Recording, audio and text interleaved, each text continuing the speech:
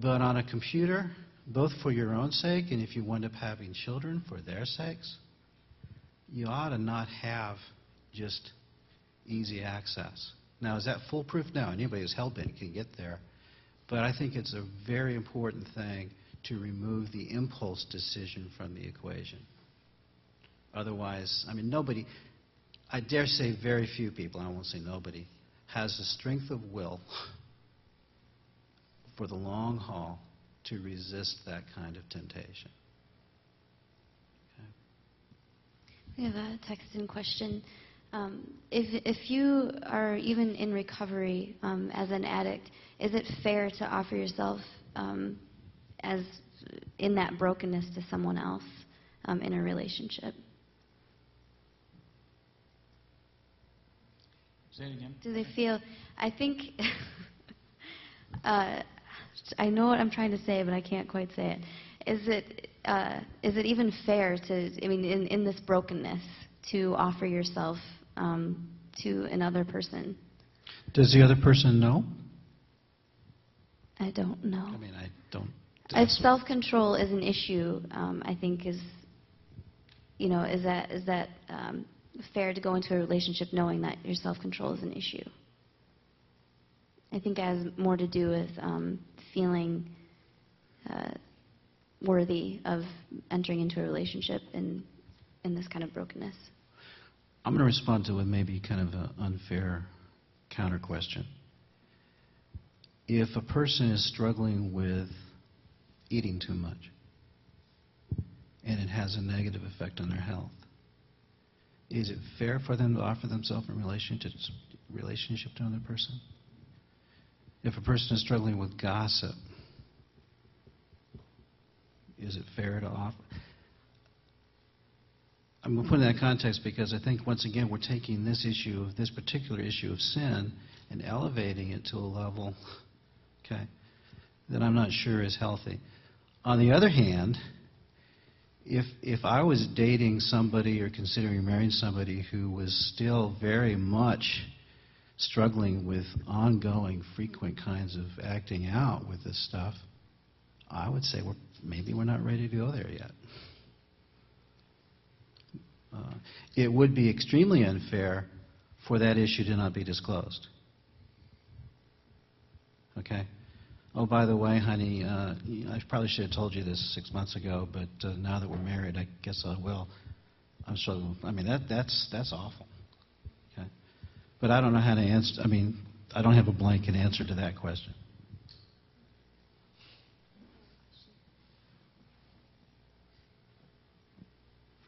How would you begin a discussion with a young boy or girl that has not viewed pornography as far as you know, but you want to address it as a parent to them? How would you go about that without talking about it when it's quote-unquote too late? What?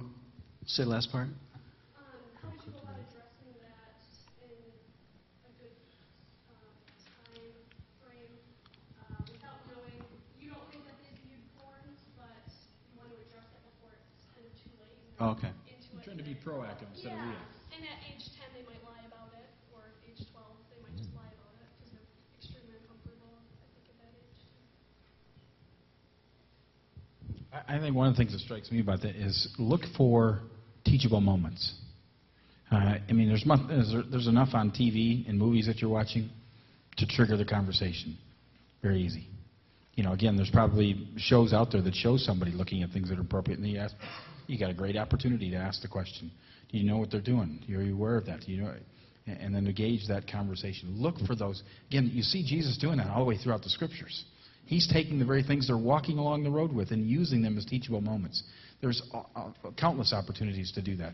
And I'd say, you know, again, what's the appropriate age to do that? I don't think there's a line necessarily for that, but we do know in adolescents they're drawn, you know, again, to it as puberty hits, and those ages move earlier, younger and younger.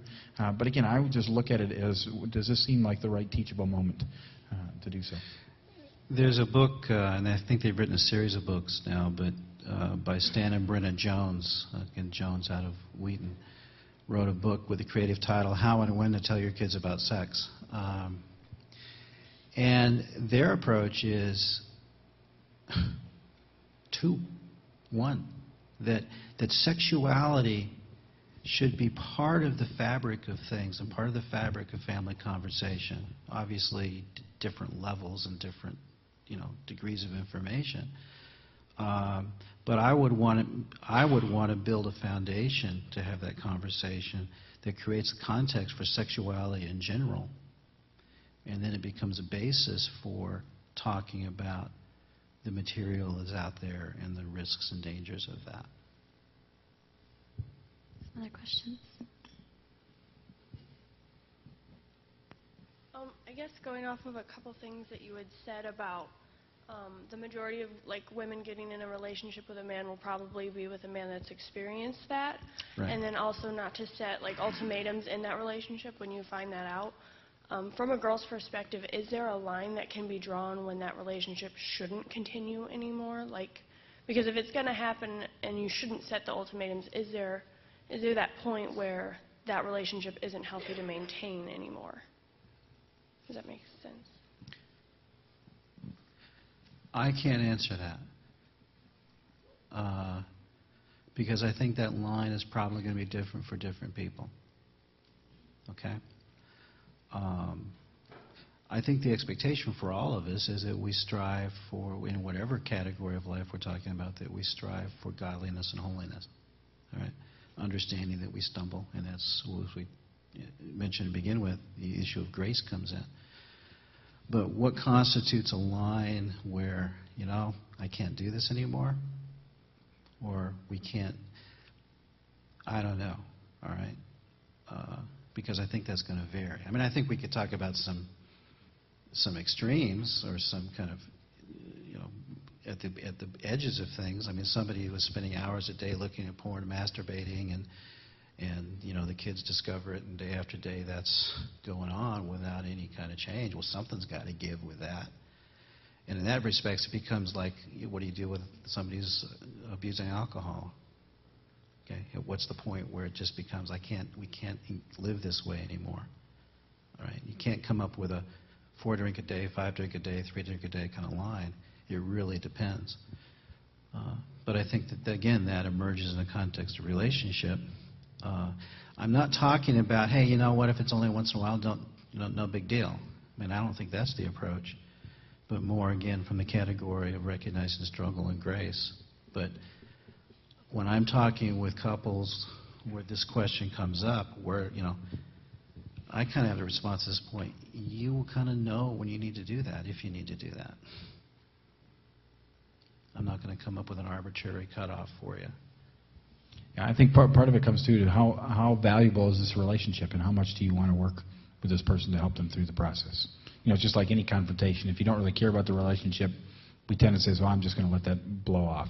But if I really do care, I'm going to confront them with what was said or what was done and how it hurt.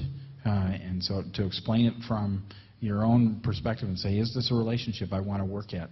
And so that'll help you to determine, again, where that...